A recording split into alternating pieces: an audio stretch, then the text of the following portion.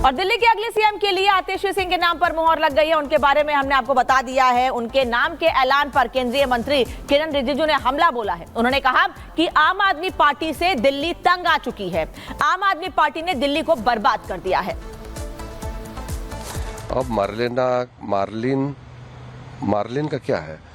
Marxist और Lenin का जुड़ा हुआ नाम है, तो वो लेफ्टिस्ट है। आतिशी मरलिना का फैमिली लोगों ने अफजल गुरु के पक्ष में खूब हल्ला बोला, सुप्रीम कोर्ट को भी क्रिटिसाइज किया। अफजल गुरु जिन्होंने पार्लियामेंट को अटैक किया, भारत में टेररिज्म को आगे बढ़ाया, उनके पक्ष में ये मरलिना का फैमिली था। इसका जवाब कौन देंगे? लेकिन जो भी हो, आम आदमी पार्टी ने दिल्ली को तो बर्बाद कर दिया, पंजाब को भी बर्बाद कर रहे हैं। फरवरी में चुनाव आने वाले हैं अगले साल, तो दिल्ली के लोग तो मन बना चुके हैं कि केजरीवाल जैसे लोग, आम आदमी जैसे लोगों को। तो बीजेपी नेताओं के रिएक्शंस भी आ रहे हैं। केंद्रीय मंत्री से लेकर सांसद तक रिएक्शन दे रहे हैं और ये बता रहे हैं कि चुनौती भी है और एक पपेट के तौर पर काम करेंगी आतिशी सिंह, ये आरोप भी लगा रहे हैं। लेकिन सांसद भारतीय जनता पार्टी की बांसुरी स्वराज क्या कह रही हैं, ये भी सुन लीजिए। माननीय आतिशी मार्लेना जी को बहुत बधाई, लेकिन ये दिल्ली का दुर्भाग्य है कि यहाँ पर एक दशक से आम आदमी पार्टी की सरकार है।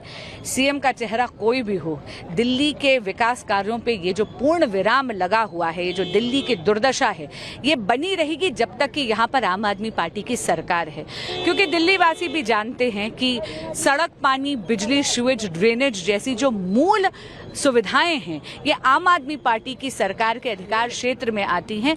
एक दशक से यहाँ पर आम आदमी पार्टी के नेताओं ने सत्ता भोगी है, लेकिन दिल्ली के विकास कार्य में कुछ नहीं करा। दिल्ली के सुधार के लिए यहाँ पर डबल इंजन की सरकार आनी बहुत आवश्यक है। बांसुरी स्वराज को आपने सुना है, अब सुनते हैं मनोज तिवारी ने क्या कहा आतिशी सिंह के नाम के ऐलान के बाद। 9 साल 8 महीना खुद राज किए और जो अंत आता है तो एक महिला को बिठाया है 2.5 महीने के लिए। यही इनका महिलाओं से प्रेम है कि हम 9 साल 8 महीना रहेंगे और लास्ट में तुमको बिठा देंगे। चलो, हम आतिशी जी को बधाई देते हैं। हम दिल्ली के सांसद हैं, मुख्यमंत्री पद पे जो भी आया। लेकिन मेरी आज 4 बातें करना चाहता हूँ। शराब घोटाले में कितने का नुकसान हुआ रेवेन्यू का, आतिशी जी तुरंत जांच बिठा के बताएं। जो सड़कें टूटी हैं, गड्ढे हो रखे हैं, उसको तुरंत 2 महीने के अंदर, 1 महीने के अंदर ठीक करा सकती हैं, अगर चाहें तो कराएं। जो स्कूलों के कमरे कड़ी कुंडी वाले 5 लाख में बनने वाले 25 लाख में बने, उसका पैसा वापस करें। हमारे दिल्ली के नालों को ना सफाई होने से जो बच्चे मर गए, उनको 1-1 करोड़ का मुआवजा दिलाएं।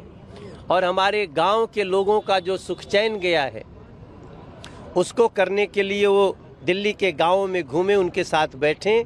इन सारी चीज़ों को अगर कर सकते हैं, टैंकर माफियाओं पर लगाम लगा सकती हैं, तो मैं आतिशी जी को धन्यवाद दूंगा। बाकी तो बधाई है।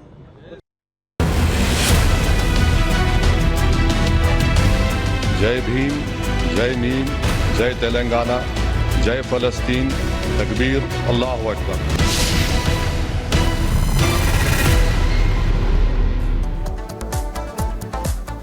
संसद में सांसद के तौर पर शपथ लेते हुए एआईएमआईएम अध्यक्ष ओवैसी ने देश में जिस आग को हवा दी, वो अब पूरे देश में फैलती जा रही है। देश के अलग अलग शहरों में फिलिस्तीनी झंडे फहराए जा रहे हैं और आतंक को सपोर्ट करने वाले फिलिस्तीन के समर्थन में नारे लगाए जा रहे हैं। पिछले 2 दिनों में 4 ऐसी घटनाएं सामने आ चुकी हैं।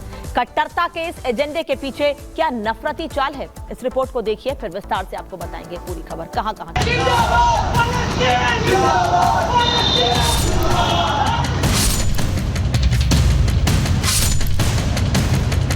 जय फलस्तीन। फिलिस्तीनी झंडा, कट्टर एजेंडा।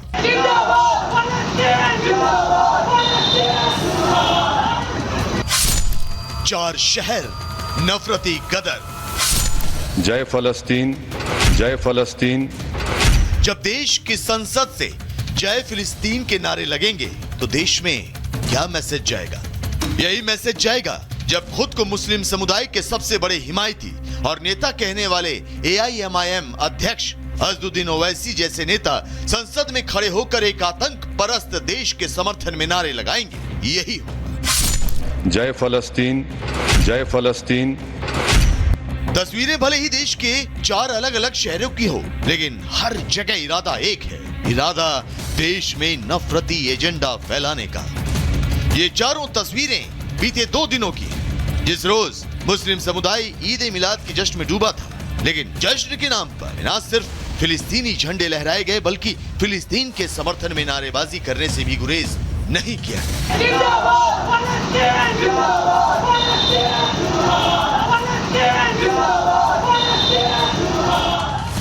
हालांकि एमपी के बालाघाट और मंडला में कट्टरपंथियों की इस हरकत का वीडियो जैसे ही सोशल मीडिया पर वायरल हुआ और पुलिस को इसकी खबर लगी, एमपी पुलिस हरकत में आ गई और फौरन पुलिस ने इस सिलसिले में एफआईआर दर्ज करते हुए कई लोगों को गिरफ्तार कर लिया।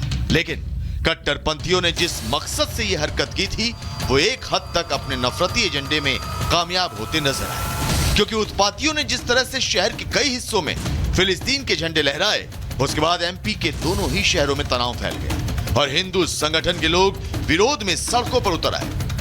फिलहाल मिल रही जानकारी के मुताबिक एमपी पुलिस ने 2 शहरों में लहराए गए फिलिस्तीनी झंडे की शिकायत मिलने के बाद कई लोगों के खिलाफ एफआईआर दर्ज किया है और उपद्रव फैलाने के आरोप में कई लोगों को हिरासत में लिया गया है। एमपी पुलिस ने इस मामले में एक आरोपी फरदीन समेत एक और को बीएनएस की धारा 197(2) के तहत गिरफ्तार किया है। लेकिन एमपी ही नहीं, नफरती एजेंडा फैलाने वाले कट्टरपंथियों ने यूपी को भी नहीं बख्शा। जौनपुर में भी बरावफात के जुलूस के दौरान फिलिस्तीन के समर्थन में जमकर नारेबाजी हुई। घटना का वीडियो वायरल होने के बाद इसकी भनक प्रशासन को लगी, जिसके बाद सीएम योगी के कोप से थर्राए पुलिस महकमे में खलबली मच गई।